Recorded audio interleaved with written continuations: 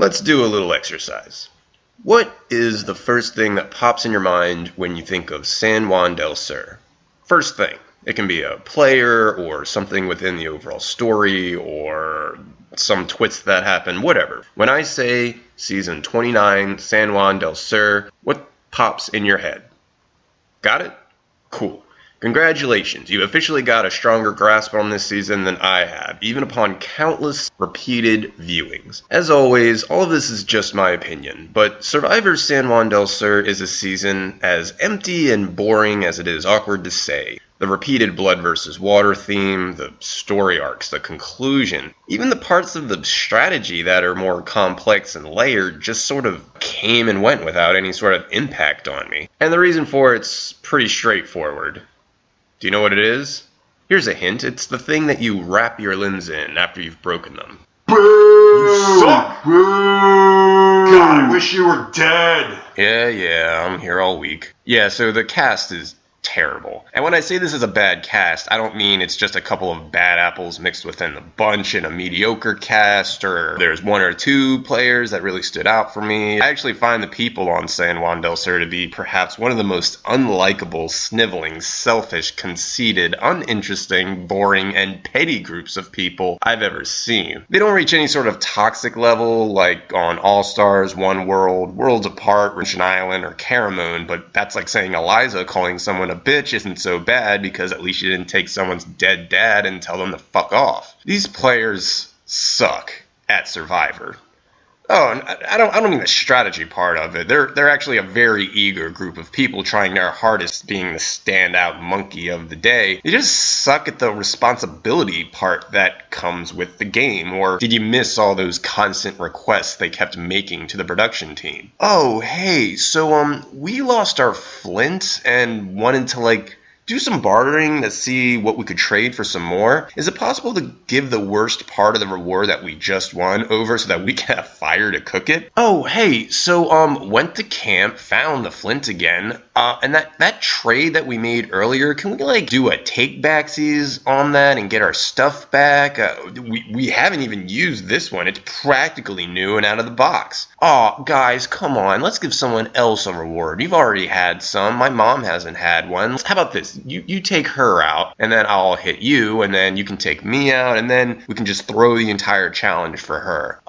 Jeff, we didn't portion our food right, and we know that you've mocked us several times for making half-ass trades for the benefits of our screw-ups, but is there anything we can do to get more food? So, check this. I don't want to be up here anymore, and I'm gonna quit. But before I do, can I get a Big Mac, large French fry, a bowl of queso, gluten-free chips, 10 hot buffalo wings, all flats please, a porterhouse cooked medium well, some Reese's Pieces, and a drum of cherry vanilla Coke Zero. Hey Jeff, we won the reward, but can we trade places with two other people that haven't won it and give it to them instead? Isn't the whole point of all these randomly mixed up team challenges at Merge to give alone time to random groups of people to try and shake things up? Don't worry though, when they aren't groveling for free shit, their personality traits still shine through, which would lead me to eventually ask, who the hell am I supposed to root for here? Just look at this group of misfits.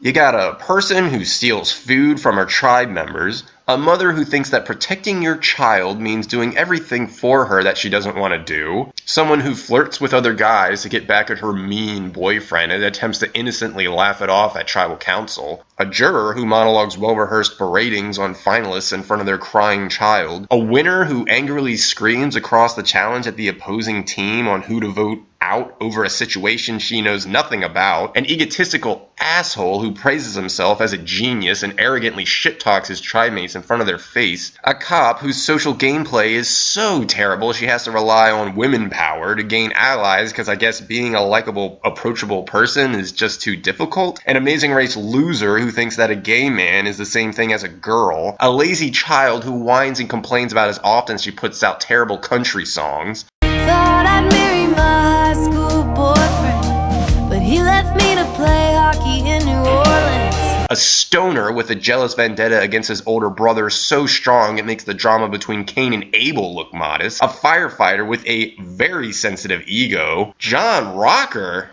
Even the players that were heavily involved in the gameplay, like Josh, Reed, and John, I can't say I cared about very much. Nothing against them as people, they just didn't do anything that left an impact. Even Kelly Wentworth, one of the best survivors to ever play, isn't worth looking back on twice based off her first season. She's become one of my personal favorites now, but she did have to go the poverty route with everyone asking why the hell is she even being asked back in the first place before she reached her respected status. Honestly, the player I liked the most within this group was Keith, and it was only because it was funny to watch him butt fumble his way all the way to Final Four. So it really makes sense that when you have players like that trying to tell you a story, they're not going to shape the tale up very well. Remember all those heartfelt moments from Blood vs. Water about how much more difficult the game was with loved ones added to the mix, or how maybe the game was making them view their loved one in a way that they hadn't before? Well, in San Juan del Sur, it's all gone.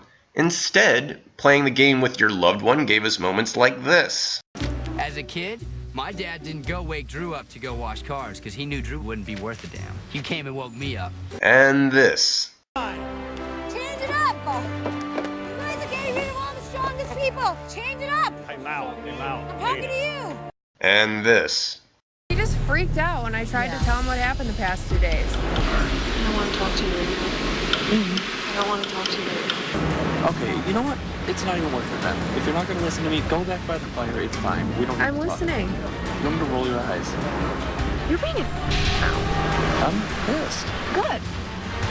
Excuse me, waiter, there's a petty couple spat in my Survivor. Can I send it back and get a new one? The story as a whole isn't very good. The entire pre-merge isn't anything worth remembering aside from the Drew blindside, my personal favorite moment in this entire season. But once the merge begins, the strategy does become a lot stronger, perhaps even some of the strongest we've seen. A lot of power changes, big threats, flips, fumbling, lies, cover-ups, and even a long-term super secret under-the-wraps sleeper plan of taking out John set up by Natalie, but so much of it falls flat because everyone is so bland. Even season winner Natalie.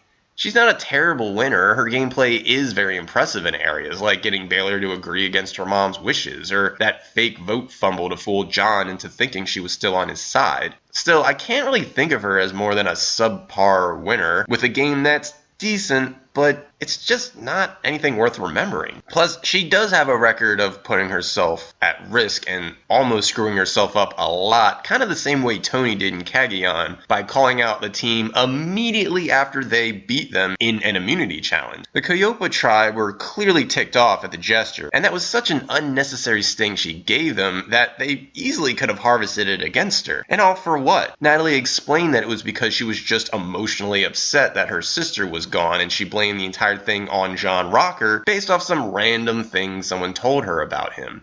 It was definitely not strategic. I lost it because I was taking out all the anger I had about Nadi getting voted off, and John was the perfect target for me, and he just said something, and I just went off on him, so...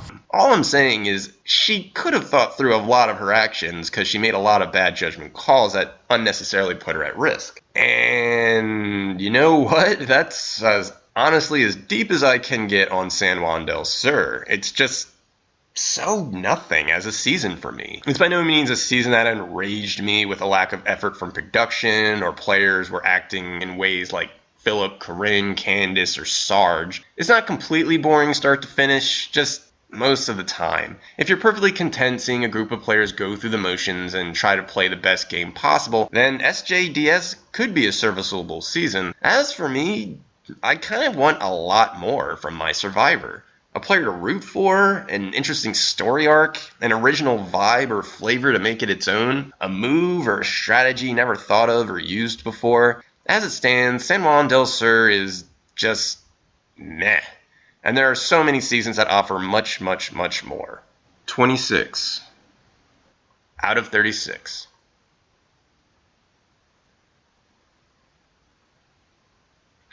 As always, guys, thank you so much for your views, your support, your comments, just everything. I always appreciate every single one of them. I am continuing to put together my projects as quickly as I possibly can. In the meantime, stay tuned, and if you like what you hear, like, share, comment, subscribe to see more of my Survivor-based material. I'll see you next time.